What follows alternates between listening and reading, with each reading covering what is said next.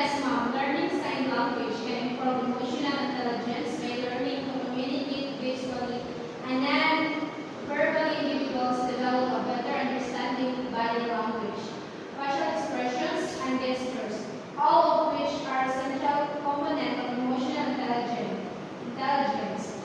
Additionally, sign language encourages empathy and active listening skills as it requires both the speaker and listener to be fully present in the conversation. Next, number 3. That sign language use the same parts of the brain as the spoken language. Giselle, can you answer? Or number 3. That sign language use the same parts of the brain as the spoken language. Research suggests that sign language is used similar parts of the brain as spoken language. Both spoken and sign language involve the left hemisphere of the brain, especially areas responsible for syntax, semantics, and phonetics phonology.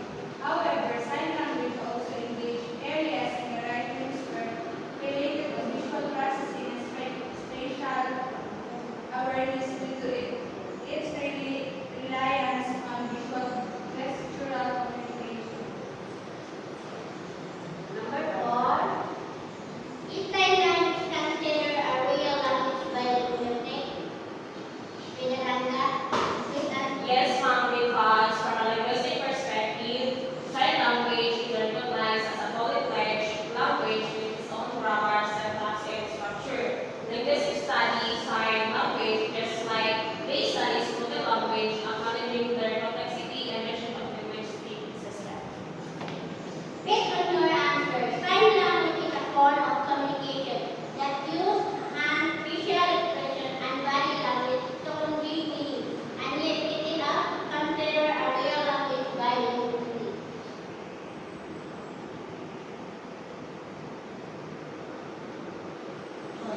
Very good.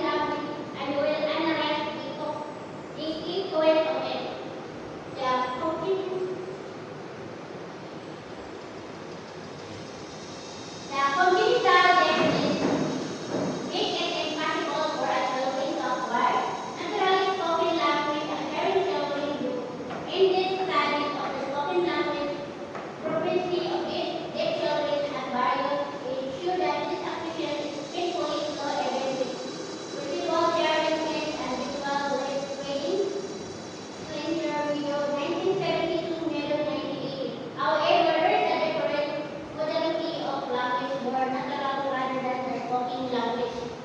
Ako, ano siya yung iyon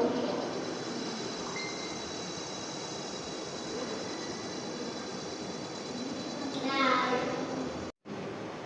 Now, I will show you a passage regarding the development of new language and you will analyze the key content. Can you read the passage in the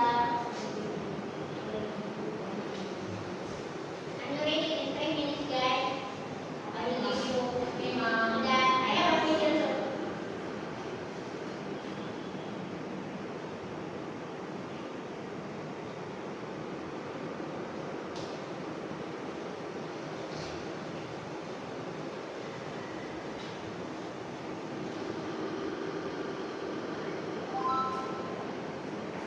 Are you ready, guys?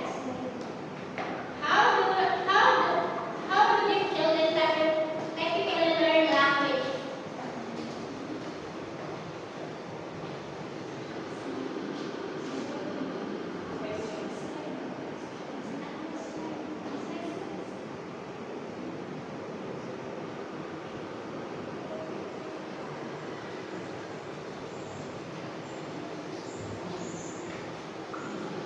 How? Let's look at it in the what?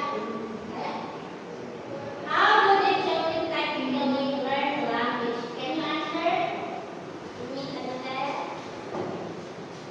These children typically learn language through a combination of family involvement, early intervention programs, and education as a specialized school or mainstream. Classrooms with support surveys. They may also learn from peers of community members who are fluent in sign language. Number 2. At what age do their inherent children usually start to use word or sign? Past? These unmarried children usually start to use words or signs around the age of 12 to 18 months. This is a critical period in language development when children begin to acquire vocabulary and grammar. Number 3. What similarities are there in how the inherent children develop language skills? Number 1. Similarities in how the inherent children develop language skills include both groups go through stage of pre-linguistic development such as babbling and gesturing. Number 4. What are some key differences between sign language and spoken language? Fidelisca? What are the some key difference? The some key difference. First is the modality. Sign language is visual and gestural, using handshakes, movement, and facial expressions. While spoken language is auditory